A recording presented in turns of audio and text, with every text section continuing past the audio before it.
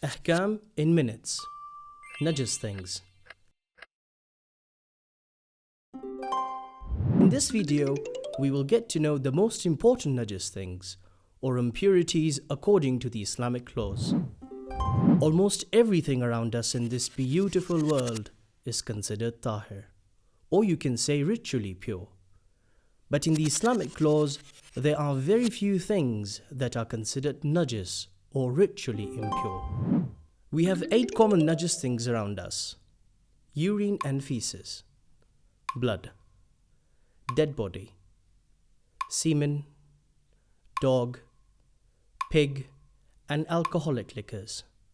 So let's get to know each of them a bit better, starting at the top of the list. Number 1 and 2, urine and feces. Is it from all the animals? No, not from all, but from some of them.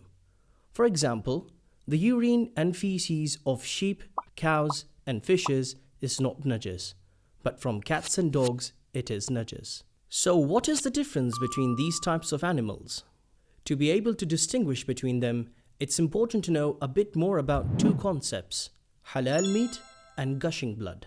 In the Islamic laws, animals are divided into 2 categories: those whose blood gushes from their veins, meaning that if their vein is cut, blood pours out forcefully, and the second category are those whose blood doesn't gush out.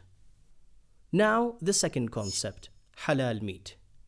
Again, the animals are split into 2 categories. Either we are allowed to eat them or not allowed to. To know which animal is halal or haram for us to eat is a broad topic. For more info, please refer to the Islamic laws book. Alright then, back to the najis things. So, the urine and the feces of all animals with gushing blood and whose meat is haram is considered najis. Remember again, haram meat plus having gushing blood. So, according to this, the urine and the feces of lion is najis.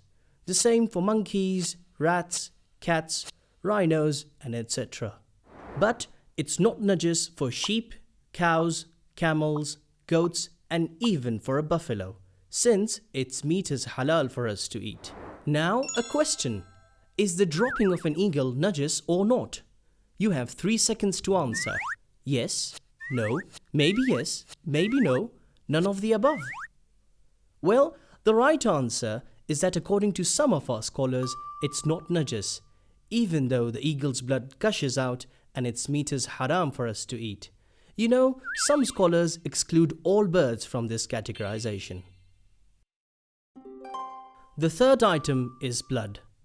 This includes the blood of human beings and any animal whose blood gushes out of their veins. Once the blood is out of the body, it's considered najis. And the blood of those animals that doesn't gush out, such as fishes and insects, is not najis. So, another question. Sometimes when we buy halal meat, we see some blood on the meat. Is this blood najis? This blood is considered tahir. Since the animal was slaughtered according to the Islamic laws, only the blood which comes out from the neck during the slaughtering is najis. Once the animal is no longer alive and the blood stops gushing out, what remains inside the body is tahir. The fourth item is the dead body. Again, that of a human being or of any animal whose blood gushes out. If an animal of this category dies in a manner other than that prescribed by the Islamic law, like in an accident or from illness, it will be considered as mayyit or dead body, no matter if its meat is halal or haram for us to eat. The mayyit or the dead body and most of its parts are najis. For example, the skin, meat, leather, and whatever is made from them is najis. But the dead bodies of animals who don't gush blood, such as fishes, are not najis. The fifth najis substance is the semen of human beings and of every gushing blood animal. Number 6 and 7 of the najasat things are dogs and pigs, and all their parts, dead or alive. But note that these 2 animals, like all other animals, are respected in Islam, and their rights should be observed.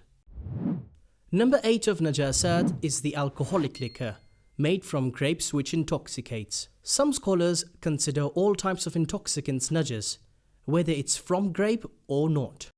Now that we know what the najis things are, let's review some general rules. Number 1. Being najis does not necessarily mean being dirty. Some things could be completely clean, even sterile, yet still be considered najis, and vice versa. For example, you could wash and disinfect a pig perfectly, however, it still remains najis. Number 2. If these najis things touch any wet object, they make it najis. If both objects are completely dry, nothing would happen and the impurity doesn't transmit. Number 3. Everything is tahir, unless you are absolutely sure that it's najis. So, I guess it's najis, or I doubt it's pure, or I think it's najis have absolutely no value, and we shouldn't pay any attention to these doubts. And even we are not obliged to investigate about it. In our next video, we will talk about the methods of purification and different types of water. For more videos, follow us on